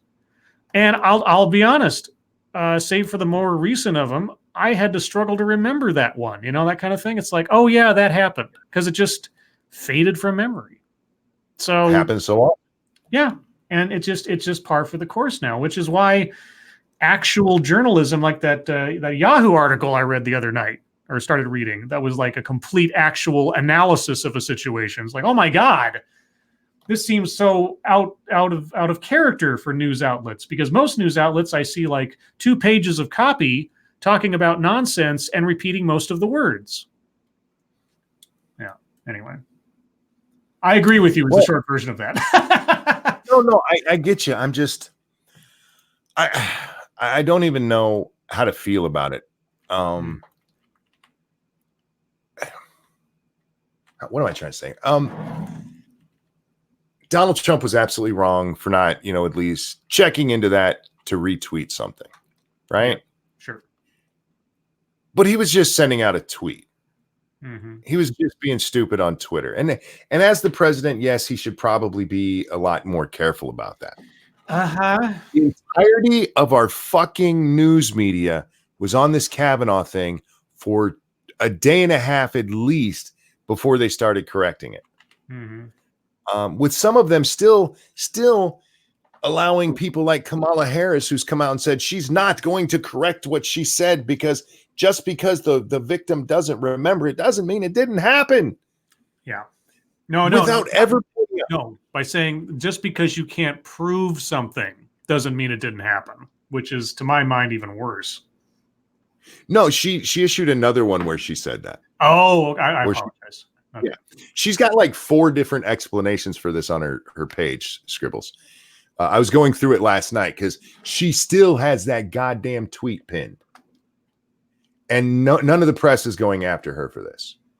And none of them have even brought up that, do you know this guy who accused him was on the Clinton team during the impeachment of Bill Clinton? Sorry, what? I got distracted by something. The guy who leveled these charges was on Clinton's team during the Clinton impeachment. Yeah. You know who was on the other side? Brett Kavanaugh. Brett Kavanaugh worked for Ken Starr. Are we talking about long-lived grudges coming to the fore? Makes a lot more sense than a woman being sexually harassed who doesn't remember it. Oh, boy. Anyhow, I'm sorry. I didn't mean to get. I know, guys. I actually ended up getting into your time here. It just bothers me how much the press acting like, look at these liars. Like, what about you, motherfuckers? Seriously. That's all you did all goddamn weekend. And every fucking one of you repeated this before you came out. Oh, wait, that was a lie. Shit.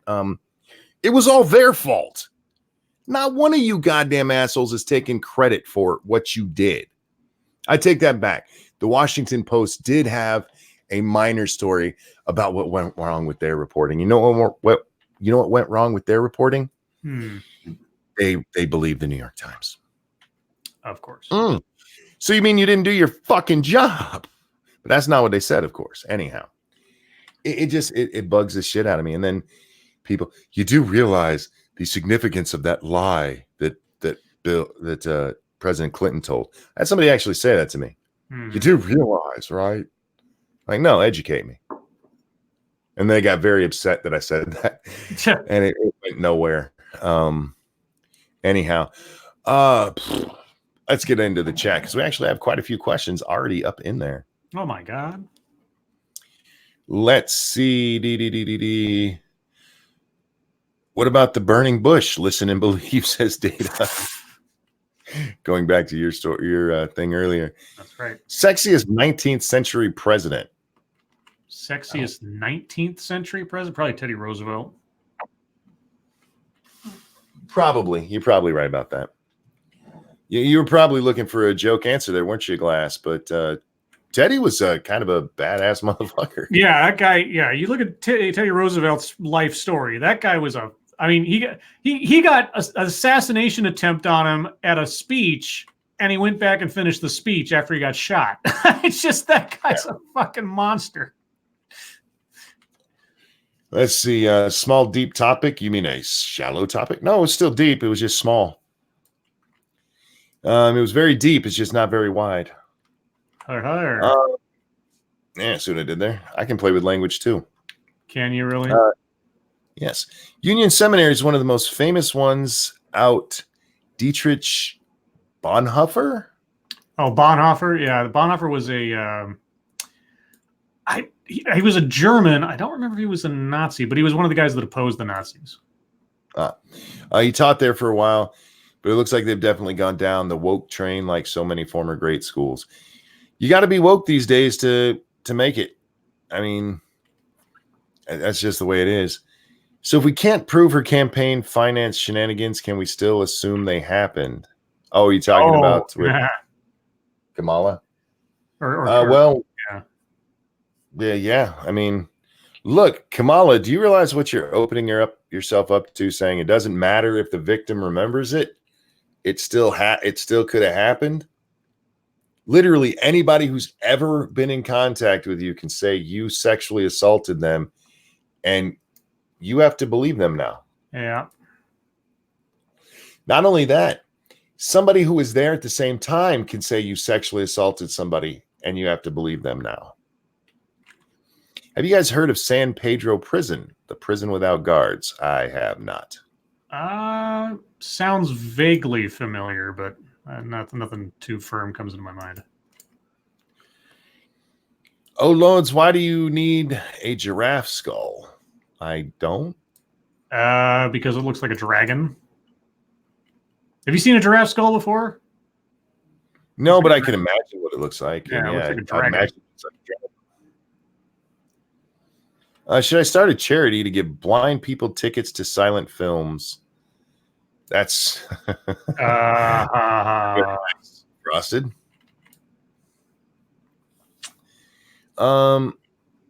I was quote tweeted by William Shatner, says Mr. Nanopoli. Cool. Hey, cool. What about?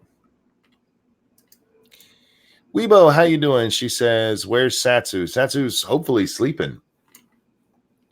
Boy, he's tired, man. He sounds like it too. Yeah, no. He sounds so rough.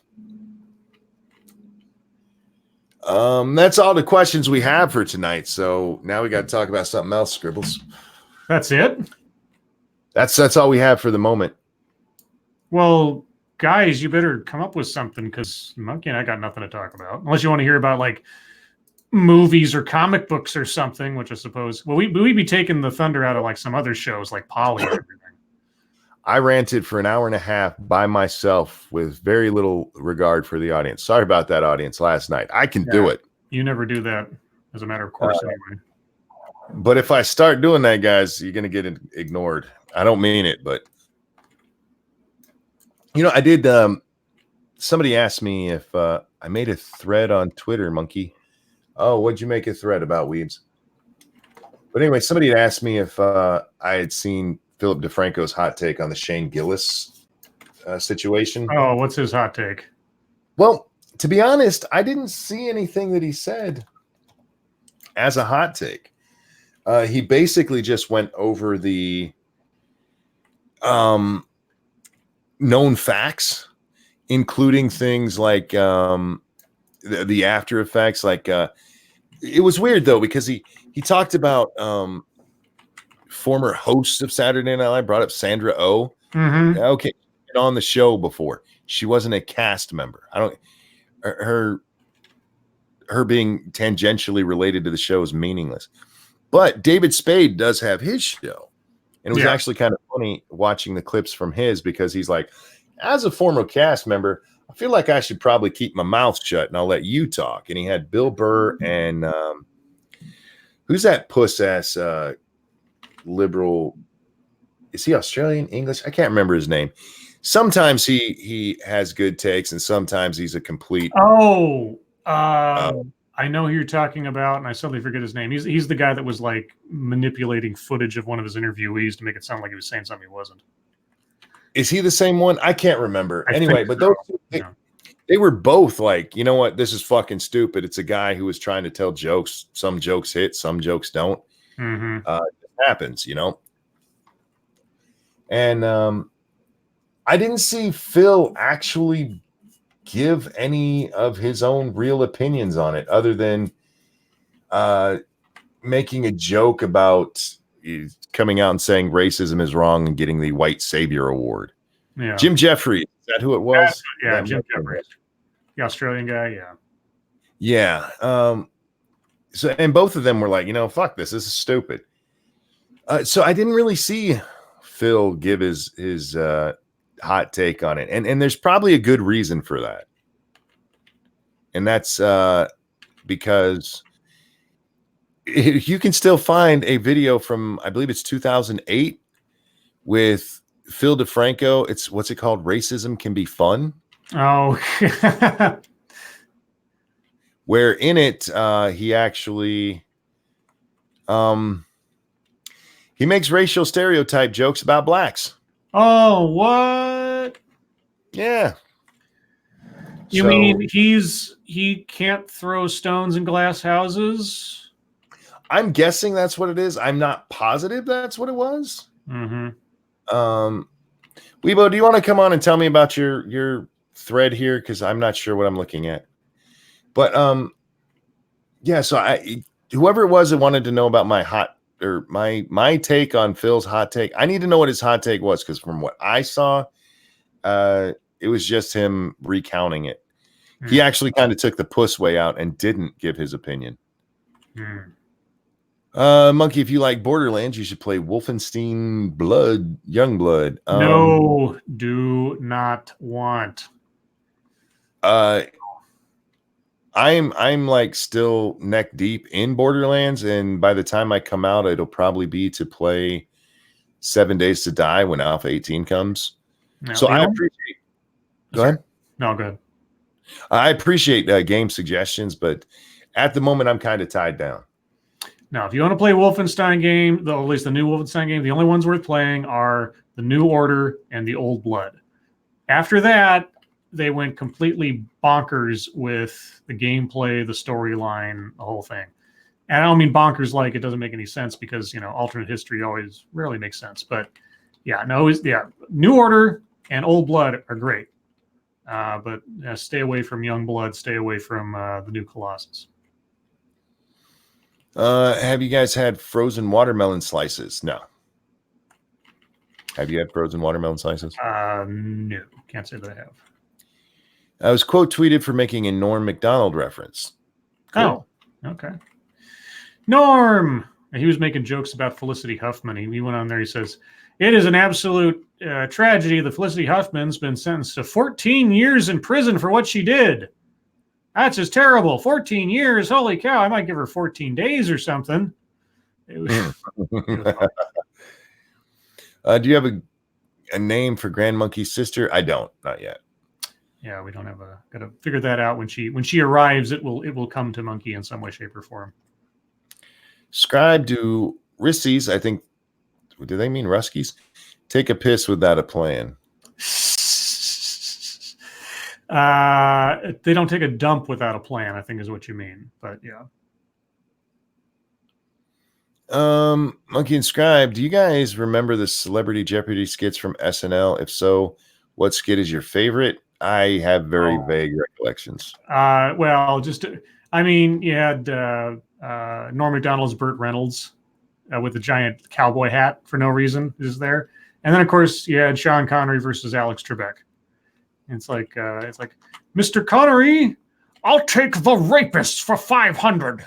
That's therapists, Mr. Connery. Damn you, Trebek, you and your dago mustache. The only one I remember is him was the S words, swords. Oh, swords. It was supposed to be S words, but he kept saying, "I'll take swords." Swords.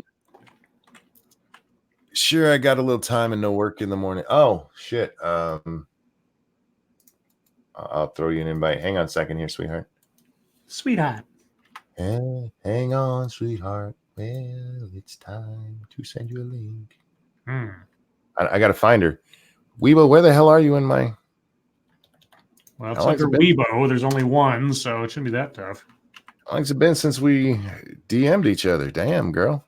You should say hi more. Girl. Damn, girl. Anyway, where are we at? Did either of you see the first episode of Lily Singh's new TV show? Nope. Have no interest in thing. I'm struggling to remember who Lily Singh is. That's Superwoman. Okay. She's a SJW on the Twitter who occasionally complains that people are mean to her. Okay. Thank you, Snubbirth, who says, "Letists." What does that say? I don't know. Let it's is for 600, Alex. I can't even say that. Help me out there, Scribe. Look at chat real quick. What is that supposed to say? Litits? Latits? I don't know. I don't know what it's supposed to say. Honestly, I don't remember that skit or whatever. Yeah, I'm sorry, Snub. I'm trying, but I'm not understanding what I'm supposed to be saying, and I'm sure it's let it snow. Gotcha. Oh, Litits now. That's what it was. Litits now. Gotcha. Thank you, Jack, for clarifying that, and thank you for the donation, Snub. Okay, that was the I had vintage drum res rotation to do last night, and your rant was the perfect background. Also, I agree with everything you said. Well, thank you, Dom. I was in rare form last night. Saying what you think on YouTube is how you get kicked off YouTube. You're not exactly wrong there, Peter, but I haven't been kicked off yet. I just don't get I don't get money anymore. Yeah. Hi, Weebs. Can you hear me? Weebo. Hello. Hello, Weebo. Hello. Weebo. Scribe. Weebo. Great. Bebo, you said this was your thesis. What was what was the thesis? Moral foundations and their evolution into political views. And I'm super excited about it, but like for more than just the thread reasons. But basically, when you're writing a thesis, you have to read a lot of things and a lot of stuff, specifically studies like primary source. I can't remember the friggin' word, but it starts with any studies with a control group, yada yada yada, all that jazz. Experimental studies. I don't know. I think somewhere a glass just broke with that pitch. Oh, actually, I could probably go a little bit higher than that. I'm sure you could. Anyway, so in one of the studies that I was researching, it's basically about stereotypes and whether or not they're accurate across the political partisanship. So, like, do people align with the moral foundations that we typically align them with? For instance, do conservatives typically emphasize sanctity over, say, reciprocity, which is like give people things and stuff. What they found was we do exaggerate, obviously. That's a no-brainer. But we exaggerate so much that we exaggerate the opposition far more than extreme partisan people actually identify as in a moral standing. Okay. Give me an example there. So, for instance, when a very liberal person thinks that a conservative is essentially a xenophobic monster who hates children and wants to see them all thrown out of the United States across the border, that's entirely too extreme for what is actually the occurrence. And when a conservative sees a liberal, they think that liberal is going to be like a filthy commie type person giving all of the world's wealth away to, all of the poor, just to equalize things. To be like blatant about the differences and the exaggerations being made, to put it on a level that, people actually can relate to. So exaggerations are exaggerated? Well, yeah, but ultra exaggerated, even far beyond, what you would or what is actually the reality of someone who's extremely partisan, according to this study. Yeah, that's what an exaggeration is, though. But no. There are the moderate liberals, leftists, cons, or whatever, right? Sure. And then there are the extremes. Sure. You put the opposition on the other side of those extremes. So what you're saying is it goes from exaggeration to outright lying? Kind of. But more so, it's unconscious, right? Because You are trying to separate yourself from the opposition as much as you can. Yeah, it's survival of the ego. I must remain the good person, so everyone else must be the worst enemy. Exactly. Yeah. You stop seeing people as just another human with different values and start seeing them as Hitler. Right. Mm-hmm. We see this all the time. It's how you, it's the virtue signaling. It's yeah. I mean, we could talk about that for hours. Mm-hmm. And you know who does it more often? Oh, you mean as far as ideologically? Yeah, ideologically, according to the study.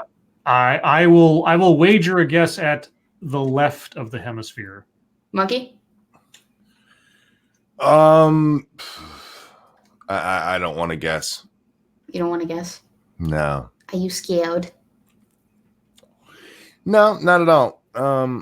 I just I think it's all going to depend on what you look at. So Yeah, it is the left. Scribe, you are right. it's interesting that given your school and the tendency of things taught in your school, that is a study that they would be pushing forward. It was actually one of the suggested thesis topics that we could choose from. And I'm like, yes, that one immediately. That's my first choice. Because we get to choose from like 3. You chose poorly. You should have totally done a rap album. Yeah. That'll get you into a college lickety split, let me tell you. Yeah, you think so? Oh, I have documented evidence of it. Do you? Like, seriously? Yeah, no, there was a Harvard student who did his thesis on and as a rap album, and that got him an A. Oh my God, seriously? I'm not even kidding. You can look it up. I believe it was Harvard. It was either Harvard or Yale. I could be off on one or the other, but yeah, rap album thesis. Just like Google that, and you'll find it. It was a year or two ago. It was one of the first little like breakdowns I had on the show. When I read that, I was like, "You gotta be fucking kidding me." That's insane. I would never do that. I'm actually like super into this topic.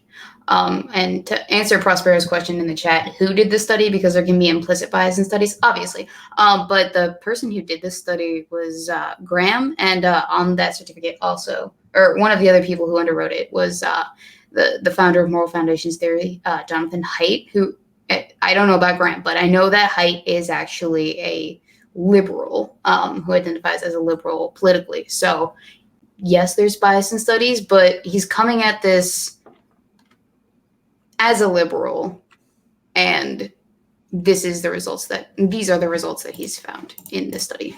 And there's like so many other things that I could go into on this, but I'm not going to bore your audience with that nonsense. I just thought it was interesting. You have to publish your thesis publicly when you're done with it for all of us to read. Yeah, but it'll be under my real name, so maybe I'll just like give it to a select few people. There you go. You know what? I'll do a video on it and make it a little bit more fun, less academic. Isn't your real name Becky White?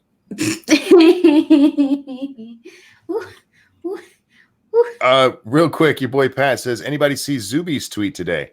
I follow Zuby, so which one?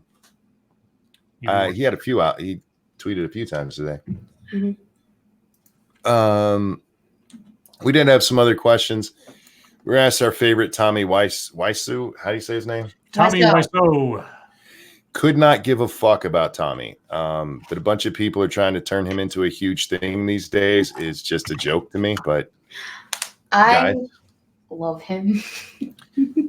He's put out some funny tweets. I don't follow him or anything, but when I see a tweet of his, it's usually something that's hilarious. But yeah, he's no bigger a thing today to me than he was after The Room came out. Or, it's like whatever. To me, it's like when everybody was trying to make Shaggy a thing. It's like, no, just stop. You mean the singer? No, because the singer I would have at least appreciated. What's wrong with Shaggy? Like the gang stoner person? Yeah, they were trying to make memes out of him, and it's just like, no, stop. That's my childhood. Leave it alone. Monkey, you don't get to decide. What? You do not get to What? I said don't let it happen, and it didn't happen, so here we are. You do not get to play God. And of course, I am God. It didn't have much longevity because the half-life of a meme is like half of a week. Monkey. Just let it happen. Monkey, the life of a meme is about a week. It's not even That's not true.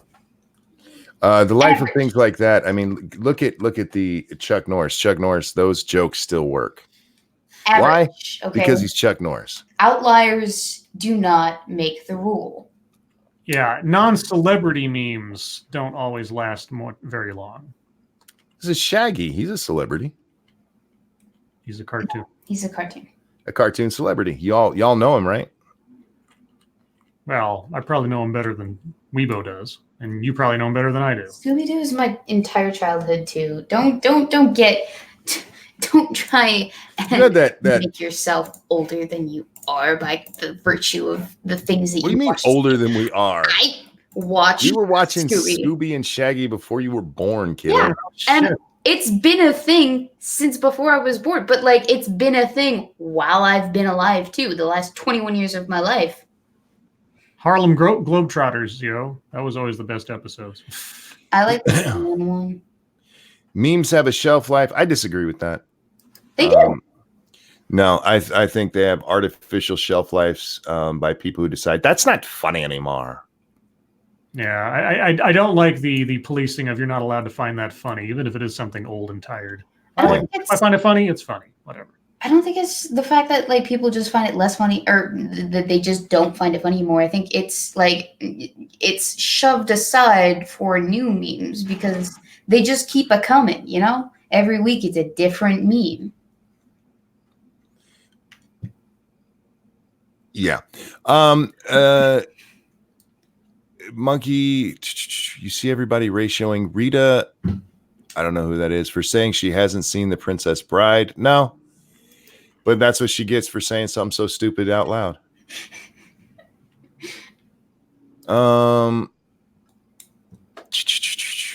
looking for questions there, guys. Did you know that the voices of actors of Shaggy and Fred were also Transformers characters? I did not. Well, wait. What's his name? Did a Transformers character? Oh God, Casey Kasem. Casey Kasem did what Transformers character did Casey Kasem do? Radio. Sure. See what I did there? Yeah. If you had to legalize slavery for one demographic, which would it be? White women. Wow. They need put in their place. Fuzzy bunnies. Okay, I guess that counts as a demographic. Yeah, he didn't say it had to be a human demographic. Nope. Fuzzy bunnies. Mm-hmm. Fuzzy bunnies. Fuzzy bunnies.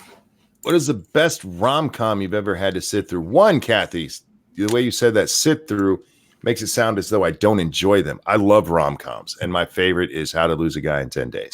Oh, I love that movie. That movie's great. The cutting edge. That's also good. Toe pick. I've not seen that. Toe pick. Yeah, I have a soft spot for rom-coms. They're just stupid and they're predictable, and I'm okay with that. They're good background noise. Casey Kasem did Blue Streak, Cliff Jumper, and Teltran 1 in G1 cartoon. Okay. Didn't know that. If the Pizza Hut employee was black or Hispanic, would have been in trouble for using the N-word? Who? Dude, I have no idea what that question means. Yeah, what Pizza Hut guy? Yeah, I'm lost there, and I'm not being mean. I don't understand what you're asking. Sorry. You had me at hello. No, not Jerry Maguire. I kind of like Serendipity. I've never seen it. It's okay. I mean, I like John Cusack, and so yeah. No, John Cusack. Give me One Crazy Summer. Give me Better Off Dead. Those are great movies with him in it. The Jack Bull was also good with him in it. Yeah. Have you seen the movie The Room? No. Yes. And I won't. I know it's supposed to be this great bad movie, but I'm okay with it. I watched it with some friends several years ago as a gag. It's a fun movie to watch with friends. I wouldn't suggest like just renting it for yourself kind of thing. Watch it with friends with booze. Yes, or boobs, whichever works. That works too. Watching bad movies with friends is like a favorite college pastime, though. So if you're gonna do it when you're young. And finally, Pete says, "What did you think of the rom-com Couples Retreat? If you've seen it, I haven't seen it, so I can't." Isn't that Vince Vaughn and somebody? And Jennifer Aniston, Vince Vaughn, or something? Yeah. Sure. I don't know. I haven't seen it. It's not one I'm familiar with. I've seen so many of these, Scribe, but again, they all just kind of run together because they do follow the same pattern. Yeah. So maybe I'll look that one up and we'll see what happens. But with that, guys, it's 11 o'clock. You know what that means?